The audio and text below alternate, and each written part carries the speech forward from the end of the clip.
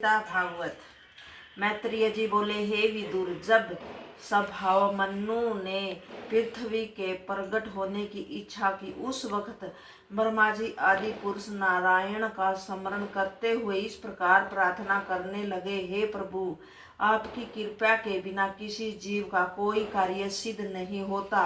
आप जिसके ऊपर अपनी कृपा रखते हैं वही अपने मनोरथ को प्राप्त कर सकता है। हे नाथ, मैं आपकी आज्ञा पाकर जीवों की रचना कर रहा हूँ, परंतु वे लोग किसी आधार के बिना किसी प्रकार ठहर सकेंगे, यही चिंता मुझे सता रही है। अब आप मुझे जो आज्ञा दे मैं उसी के अनुसार कार्य करूं। इस प्रकार जब ब्रह्मा जी ने स्तुति की, उस समय श्री नारायण ने उन्हें ध्यान में दर्शन देकर इस तरह कहा कि हे ब्रह्मा जी, तुम चिंता मत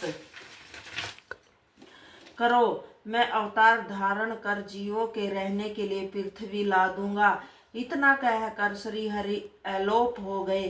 तदुपरांत श्री हरि ने अपने मन में यह विचार किया कि हिरणाक्ष दैत्य पृथ्वी को उठाकर पाताल में ले गया है, अतः आप मुझे उसे वहां से बाहर निकाल लाना चाहिए। इसी समय श्री नारायण की लीला से ब्रह्मा जी को छींक आई। तब उनकी नाक के दाहिने छिद्र से मच्छर के समान एक अयतन छोटा शुक्र उत्पन्न हुआ। क्षण भर में वही शुक्र बढ़कर हाथी के समान हो गया और भयानक शब्दों में गर्जना करने लगा। उसे देखकर श्री ब्रह्मा जी अपने मन में यह सोचकर कि यह कैसा जीव है, आयतन भयभीत हो गए। तदुपरांत उन्हें ज्ञान दृष्टि से यह पता चला कि श्री नारायण ने मेरी प्रार्थना पर पृथ्वी को लाने के लिए ही यह स्वरूप धारण किया है, अन्यथा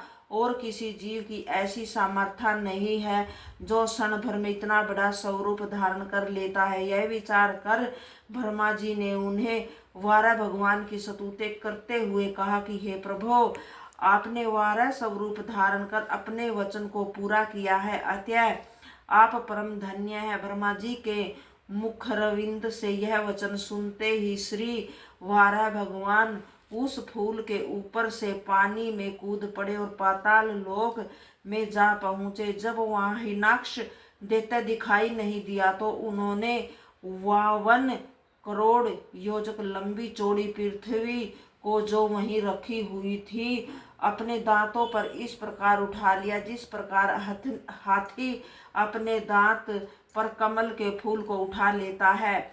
जिस समय वे पृथ्वी को उठाकर वहां से ले चले, उसी समय मार्ग में ही हिरणाक्ष दैत्य से उसकी भेंट हो गई और अयतन बलवान था जिसे युद्ध करने की शक्ति किसी और देवता में न थी। श्री वाराह भगवान ने उस दैत्य का वध करके पृथ्वी को जल से बाहर निकाला तो पृथ्वी को देखकर ब्रह्मा जी अयतन प्रसन्न होकर वाराह भगवान की स्तुति करते हुए बोले, हे शरणागत प्रभु, जिस प्रकार आप पृथ्वी को पानी से बाहर निकाल कर लाए हो, उसी तरह अब आप दया करके इसे पानी के ऊपर स्थित कर दीजिए। तब सब जीव इस पर आनंद से निवास करते हुए यज्ञ हवन आदि शुभ कर्म कर सकेंगे। जिस समय वाराह भगवान ने पृथ्वी को उस पानी के ऊपर रखा तो वह मीठी होकर गलने लगी। उसी समय उन्होंने उसे अपनी कुछ शक्ति देकर जल के ऊपर स्थित